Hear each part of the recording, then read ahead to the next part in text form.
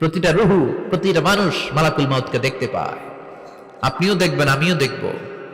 মুমিনদের কাছে এসে মালাকুল মাউত একজন যুবকের বেশে সাদা ধবধবে জুব্বা পরে সুগন্ধি মেখে মুমূর্ষু ব্যক্তির শিয়রে বসে বলে, ইয়া আইয়াতুহান নাফসুল মুতমাইন্নাহ, হে প্রশান্ত আত্মা, উখরুজি ইলা মাগফিরাতুল্লাহি ওয়া রিদওয়ানি, আল্লাহর ক্ষমা আর দয়ার দিকে বের হয়ে আসো। বলা মাত্রই মুমিনের আত্মাটা স্মুথলি বের হয়ে আসে।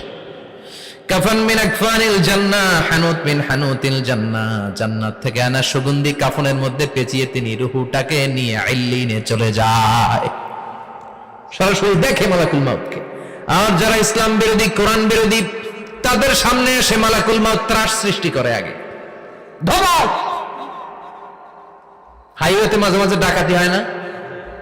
বাসগুলোর মধ্যে যখন ডাকাতি হয়, বাসে থাকে 50 জন, ডাকাত ঢুকে 5 জন। এই 5 জনের ভয়ে সবগুলো পেশাব করে দেয়, কারণ ত্রাস সৃষ্টি করে। এসেই চাইনিজ কুড়াল দিয়ে আগে কুবায় দেয় 4-5 জনের। রক্ত দেখে কি দেওয়ার সব আগে রেডি করে রাখে। মালাকুল মাউত এসে কাফের, নাস্তিক, মুশরিকদের সামনে সেরকম একটা ত্রাস সৃষ্টি করে। ভয়ে লোকটা কাঁপতে থাকে। ওর কাছে ভদ্র ভাষায় কথা বলে না, সুন্দর জামা পরে আসে না, কালো কুচকুচে চেহারা, ভয়ঙ্কর একটা রূপ নিয়ে, আকৃতি নিয়ে ইসলাম বিরোধীদের মাথার সামনে আসে। দুর্গন্ধযুক্ত চেহারার দেহ নিয়ে ধমক দিয়ে বলে, ও পাপাত্তা, ইয়া আইয়াতুহান নাফসুল খাবিসা উখরুজি ইলা গাদাবিল্লাহ, হে পাপাত্তা, আল্লাহর রাগ, ক্রোধ আর গজবের দিকে বের হয়ে আয়। মুমিনের আত্মা বলার সাথে সাথে যেমনি মুমিনের দেহ থেকে বের হয়ে জান্নাতি কাফনের ভেতরে ঢুকে, কাফেরদের আত্মাও কি এরকম তাড়াতাড়ি বেরোতে চায় নাকি? কাফেরদের আত্মা বেরোতে চায় না। ডানে দৌড়, বায়ে দৌড়, সামনে দৌড়, পেছনে দৌড়, আহা, দৌড়াদৌড়ি করে।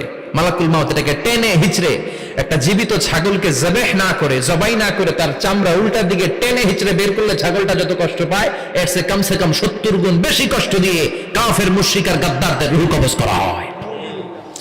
আল্লাহ, এই পরিস্থিতি থেকে তুমি আমাদের বাঁচাও। মুমিনদের রূহ যেমনি কবজ হয়, ওইভাবে রূহ কবজের ব্যবস্থা করে দিও। ইমানের মৃত্যু নসিব করে দিও, শাহিদি মৃত্যু নসিব করে দিও।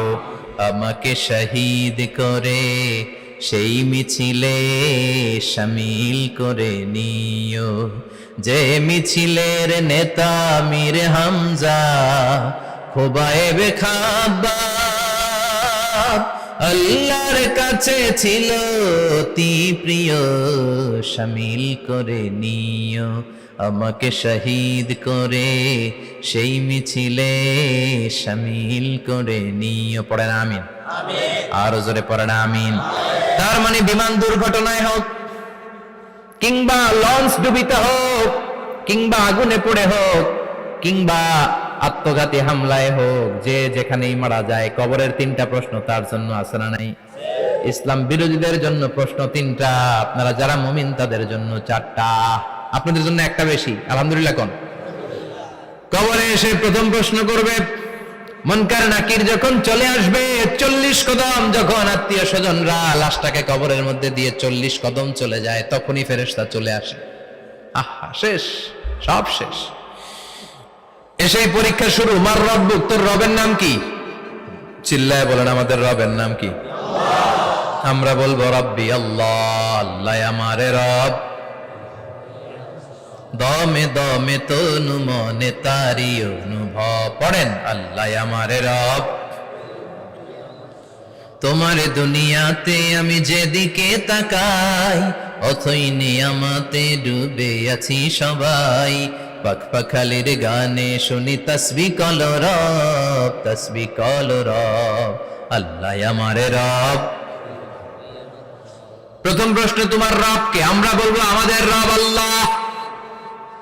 দ্বিতীয় প্রশ্ন, ওমা দীনুক, তোমার ধর্মের নাম কি? আমরা কি বলবো?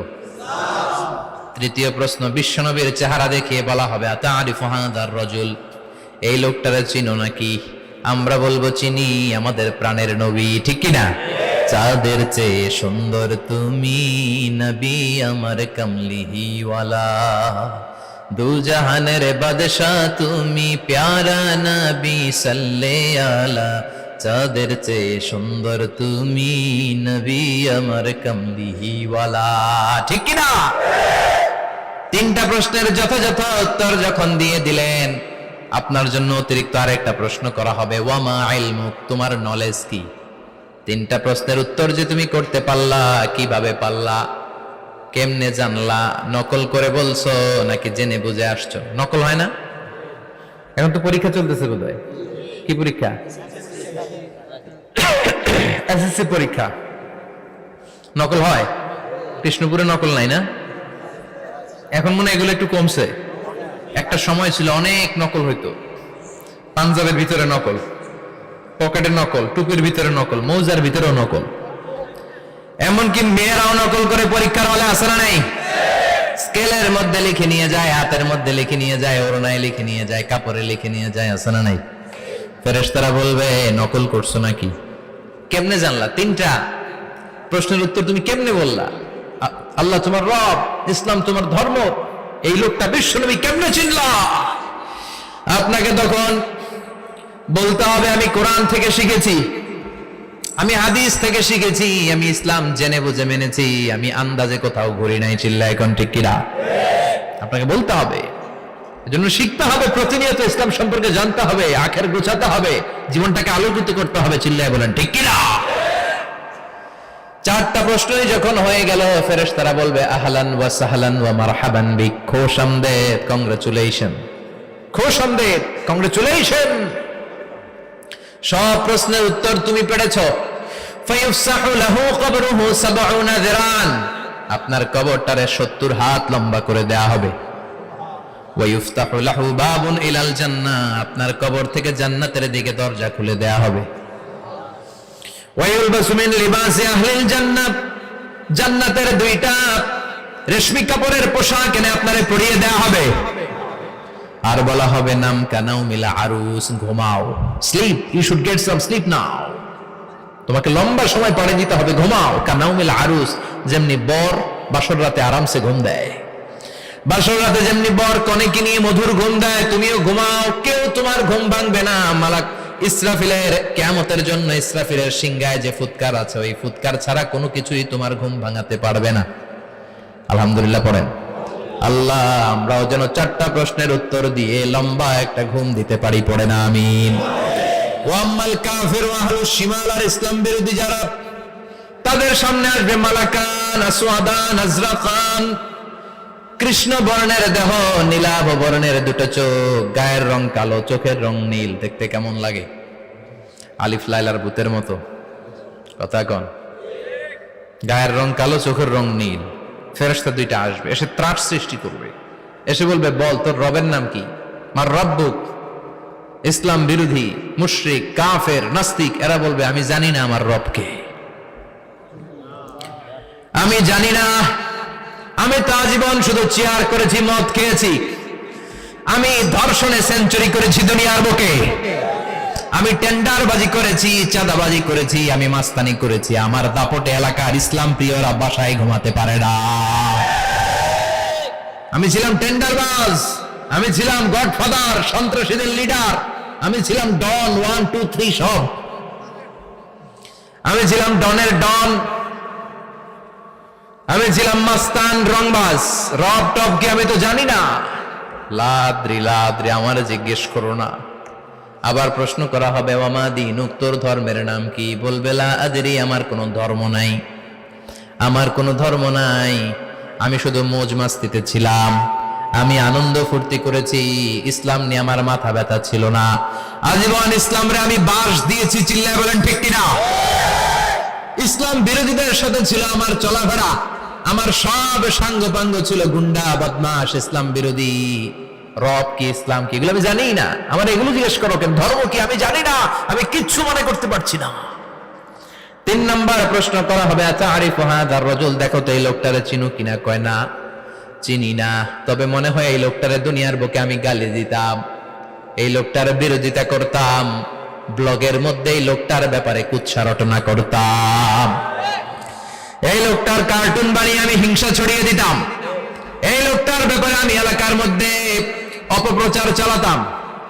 ফেরেশতারা বলবে তাই, এই ছিল তোর ডিউটি, দাঁড়া এখনই আমাদের খেলা শুরু, এখনই শুরু। ফায়ুতরাকু বিমাতারিক মিন হাদিদ, লোহার একটা হাতুড়ি দিয়ে মাথা থেকে পা পর্যন্ত পিটানো হবে, পিটিয়ে ওর গোশতের হাড্ডিগুলোকে থেতলে ফেলা হবে। ওয়ায়ুকালু লিল আরদি ইলতাইমি, কবরের দুই পাশের মাটিরে বলা হবে এবার দুই দিক থেকে তোরা চাপ দে। চাপ দেয়া হবে, ধাক্কা ধাক্কি করেও সে সুবিধা করতে পারবে না। মাটি আস্তে আস্তে আস্তে আস্তে দেহের দুই দিকে লেগে এমন জোরে দুইটা চাপ দিবে, ফাতাখতালিফা আদলাউহু, তার ডান পাশের পাজরের হাড্ডি বাম দিকে ঢুকে যাবে, বাম দিকের হাড্ডি ডানে চলে যাবে। বিশ্বনবী বললেন এই হাতুড়ি দিয়ে পিটানোর শাস্তি, কবরের চাপ দেওয়ার শাস্তি চলতেই থাকবে হাত্তাল কিয়ামা, কিয়ামত পর্যন্ত। আল্লাহ এই কবরের শাস্তি থেকে আমাদের বাঁচাও। আমরা এই আযাব পেতে চাই না, আমরা যেন ঠিকভাবে কবরের 4টা প্রশ্নের উত্তর করে দিয়ে লম্বা ঘুম দিতে পারি। আল্লাহ তুমি তৌফিক দাও। এজন্য আল্লাহ বললেন গোলাম দুনিয়া নিয়ে পাগল হয়ে থেকো না, এই দুনিয়ার জীবন আসল জীবন নয়, আসল জীবন হলো কবরের জীবন। জোরে বলেন ঠিক কিনা? এই জন্য মাঝে মাঝে কবরে যাবেন, কবরস্থানে দাঁড়িয়ে চিন্তা করবেন এই জায়গায় আমারও আসতে হবে। দিন যাবে, রাত আসবে, বৃষ্টি হবে, শীত আসবে, কেউ আমার দেখতে আসবে না, একা থাকতে হবে। একা, বড় একা, অন্ধকার, বড়ই অন্ধকার। ওই কবরের জীবনের সামান গোছানোর দরকার আছে না নাই? ওই কবরে সুখে শান্তিতে থাকতে চাইলে নামাজ পড়ার দরকার আছে না নাই? কোরআন পড়ার দরকার আছে না নাই? ছেলে মেয়েগুলোরে মানুষের মতো মানুষ করার দরকার আছে না নাই?